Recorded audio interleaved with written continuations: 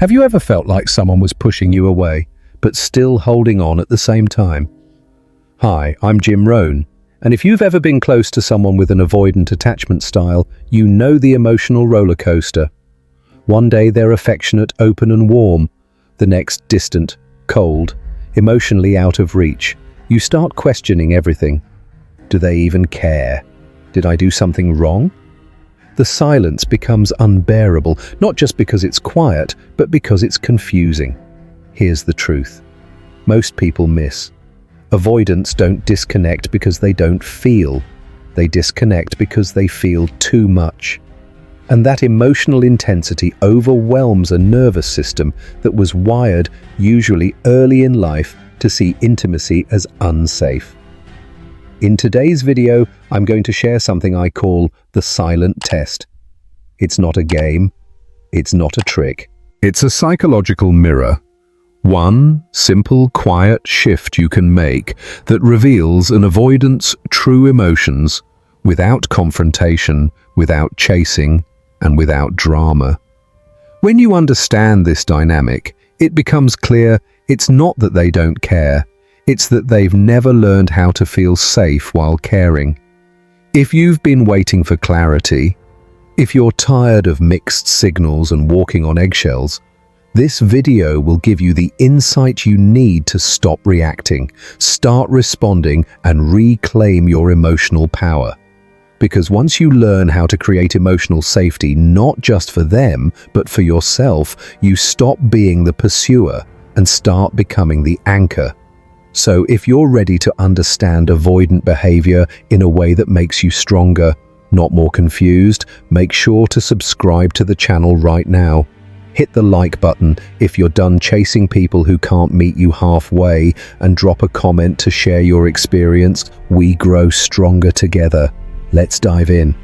The silent test starts now. Let's begin by understanding avoidant attachment at its root.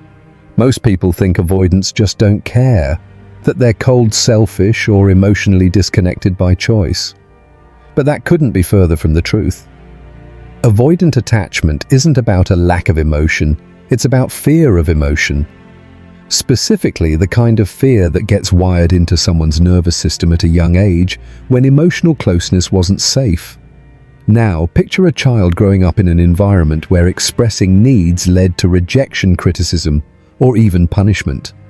Maybe they learned early on that being vulnerable only brought shame. Or maybe they were consistently left to deal with their emotions alone, ignored when they cried, dismissed when they tried to connect.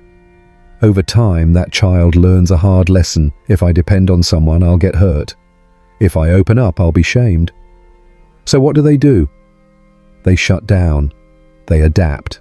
They start to believe that needing others is dangerous and that the safest way to protect themselves is through self-reliance and emotional distance. Fast forward to adulthood, and that same person might look strong, independent, even aloof. But underneath that surface is a deep, unspoken fear of closeness. Because closeness in their nervous system still feels like danger. So when they begin to connect with someone, when they feel themselves getting emotionally invested, their old survival system kicks in. It tells them, this is unsafe. You need to pull back. And that's when they start withdrawing, going quiet, or putting up emotional walls. Now, to the person on the other side of that wall, it's deeply confusing. One minute, the connection feels real. The next, it feels like you're being shut out. And if you don't understand the pattern, you'll take it personally. You'll assume they've lost interest or that you've done something wrong. But the truth is, they're not reacting to you.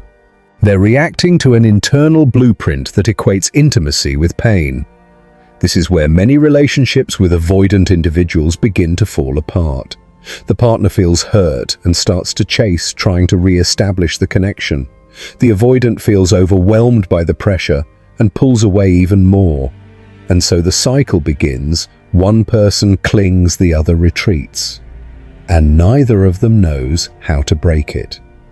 But here's the key takeaway: avoidant attachment isn't a character flaw. It's an adaptation. It's what someone had to do to feel emotionally safe when safety wasn't available.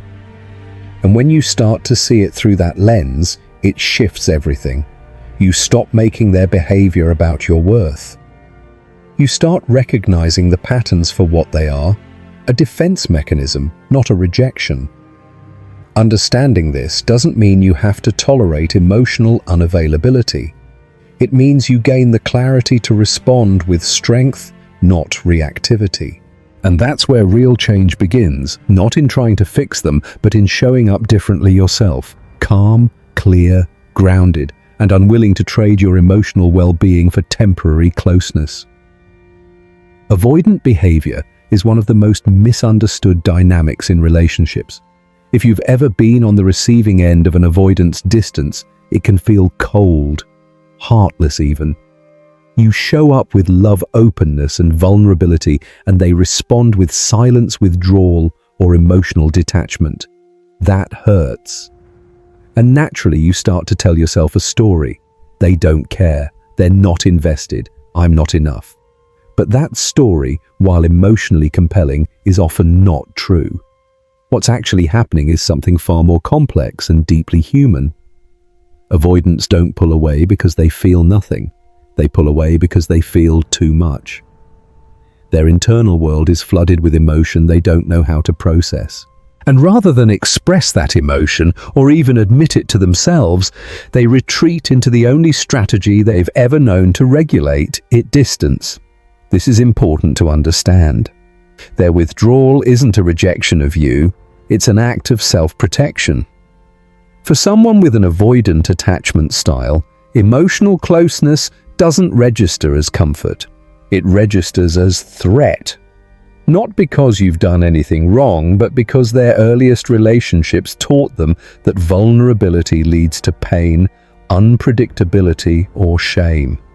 So when they begin to care, when they start to feel that tug of real connection, their nervous system rings the alarm. And their response: pull back, detach, reassert control over their space and their emotions. This is why avoidants often appear emotionally unavailable just when the relationship starts to deepen. To them, vulnerability feels like stepping onto thin ice. It might hold for a moment, but it could crack without warning. So they keep one foot off the surface, just in case. And if you react by chasing demanding answers or trying to break through the wall, they experience that as confirmation closeness equals chaos. They double down on their instinct to protect themselves. But here's the part most people miss. Avoidants long for connection just as much as anyone else. They want to be close. They want to be understood. But the moment things get emotionally intense, their default response is to back away, not because they don't want you, but because they don't trust what will happen if they stay. That's not indifference. That's fear. It's a nervous system shaped by early survival, not by a lack of care. Understanding this doesn't mean you should accept emotional breadcrumbs. It means you stop interpreting their behavior through a lens of inadequacy. You start seeing it for what it is, a learned, protective reflex. And from there, you can make clearer choices. You can stop trying to prove your worth to someone who's trapped in a fear-based loop. You can stay grounded in your truth. I want closeness, not confusion. I want connection, not chaos. And if someone can't meet you there, you don't have to fix them. You simply walk forward with your dignity intact. Because real love, healthy love, doesn't require you to interpret emotional distance as a challenge. It invites you to meet someone where they are without losing sight of where you stand. Let's talk about something powerful that most people don't realize: the silent test. Now, when you hear the word test, it might sound manipulative, like you're playing games or trying to trick someone into proving how much they care.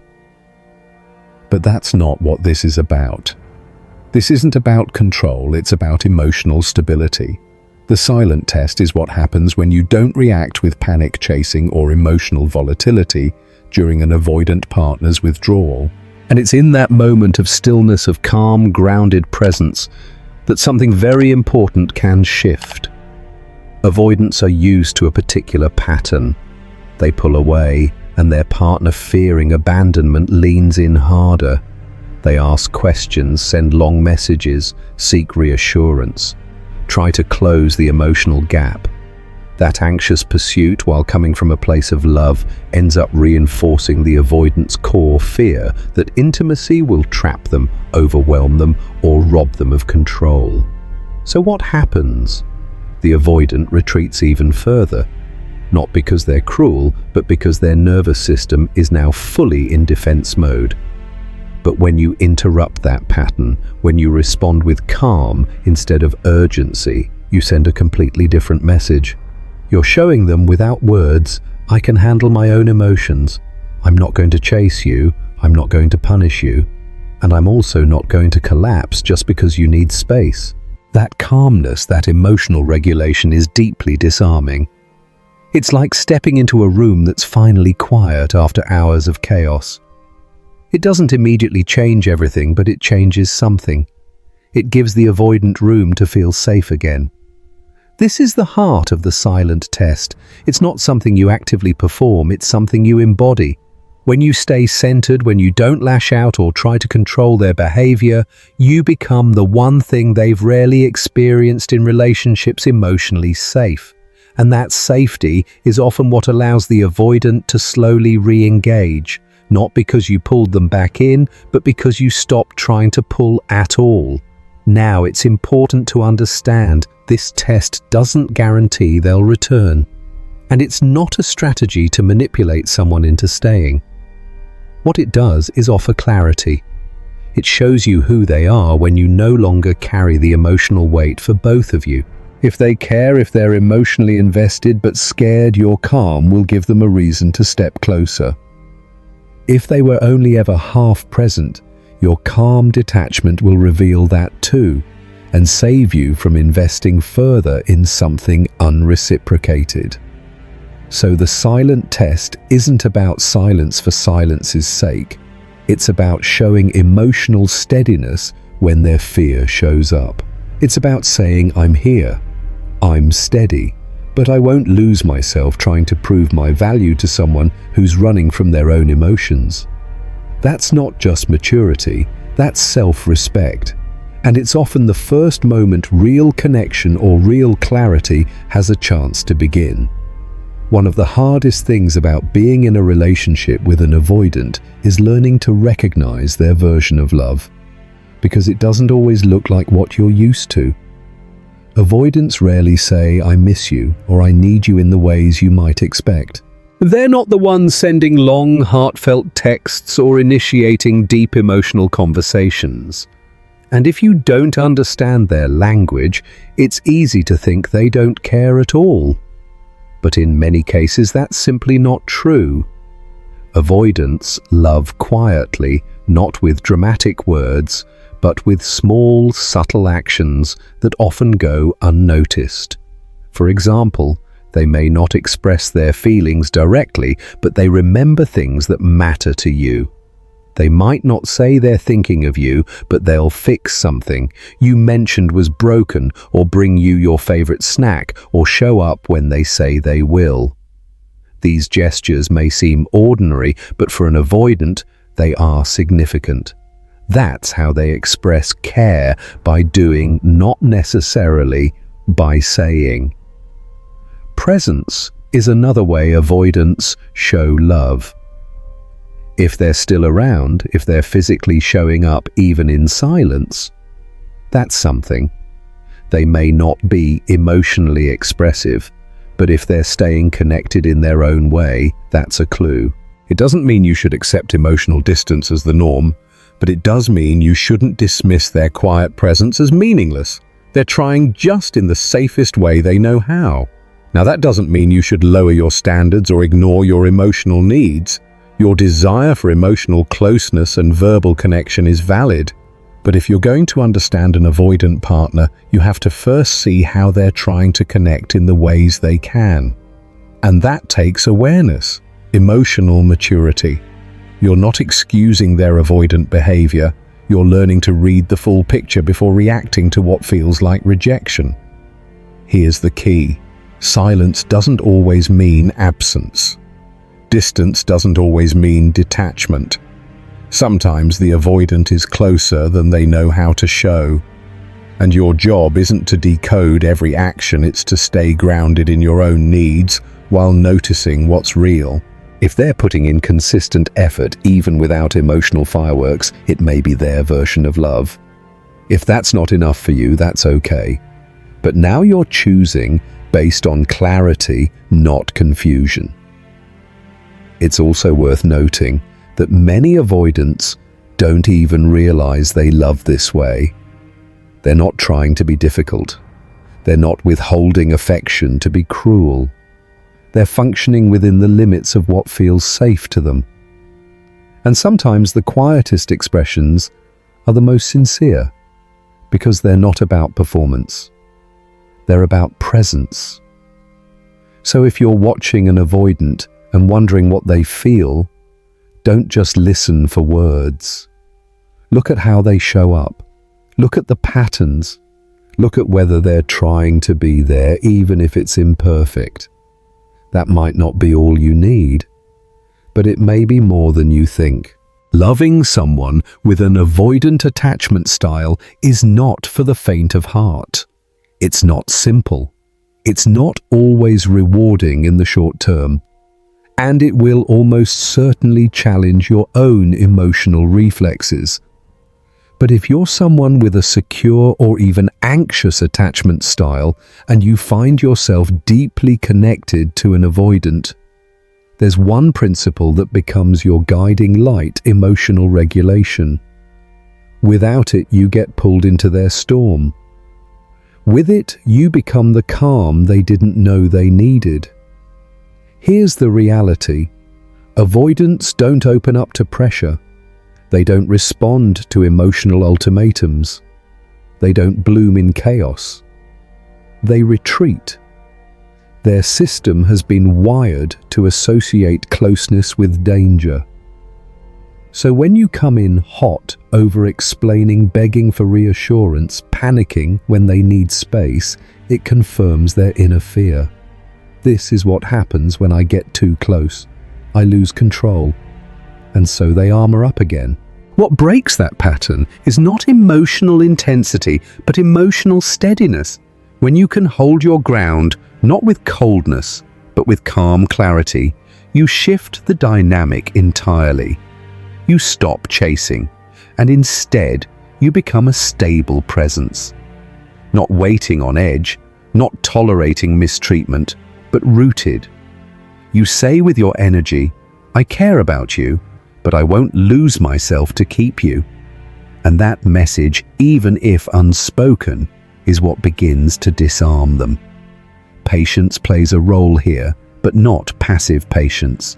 Not the kind where you keep waiting, hoping they'll change. This is active patience. The kind where you stay present with yourself, regulate your emotions, and observe the relationship without falling into anxious habits. You don't chase the connection, but you don't abandon your needs either.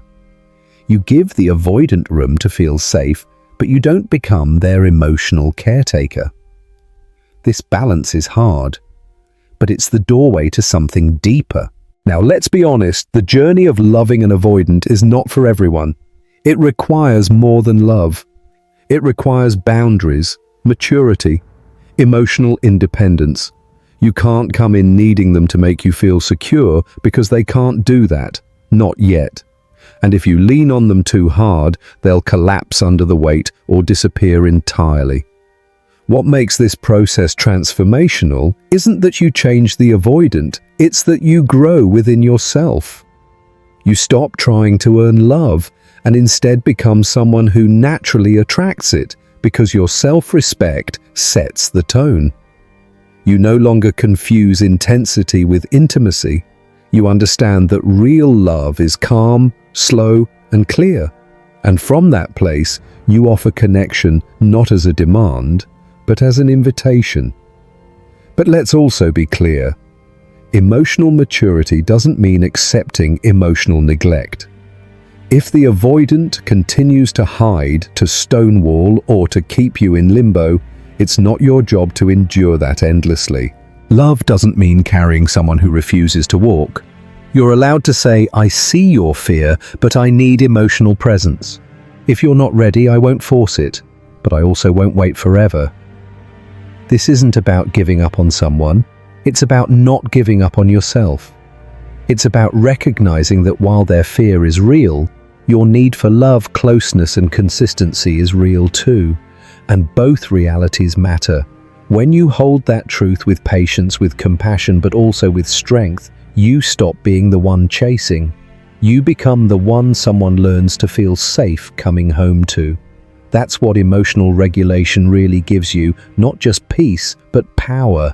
Quiet, grounded, authentic power, the kind that builds connection that's actually worth having. Let's bring this together. If there's one thing to take away from this conversation, it's this: loving well is not about fixing someone, it's about loving without losing yourself. When you care for someone with an avoidant attachment style, it can feel like you're constantly being invited into a push-pull dynamic, one where you give more, they pull back, and you end up questioning your worth. But that doesn't have to be the story. Throughout this video, we've explored what avoidant attachment really is. Not a lack of care, but a fear of vulnerability. We unpacked how their withdrawal isn't about rejecting you, it's about protecting themselves. You've learned how emotional regulation, not emotional chasing, becomes the quiet strength that creates safety in the relationship. You've seen how the silent test is not manipulation, but a mirror. It reveals whether they're willing to meet you in the space you've created, not because you pressured them, but because you stayed calm, clear, and grounded. We also talked about how avoidants show love not with grand declarations, but with presence, consistency, and subtle action. And most importantly, we walked through what it means to love from a secure place. To stop needing validation from someone who can't yet give it, and instead become the kind of person who sets the emotional tone, who leads with clarity, not desperation. And that's the shift. You stop reacting to fear and start responding with strength. Not because you're pretending to be detached, but because you've come home to yourself. Because you've learned that peace, respect, and emotional safety aren't things you chase, they're things you create. So thank you for watching today's video. If this resonated with you, if it helped you understand your own relationship dynamic, or gave you language for something you've been feeling, please subscribe to the channel. Hit that like button and leave a comment below sharing your thoughts or your story. Every voice matters, and your experience might be the exact thing someone else needs to hear today. Remember, you deserve a relationship where love doesn't come at the cost of your peace, where you don't have to chase or shrink to be chosen. You are not too much. You are not too needy. You are just ready for real connection. And when someone is ready to meet you there, they won't need to be pulled. They'll walk toward you on their own. I'm Jim Rohn. Thank you for being here. I'll see you in the next one.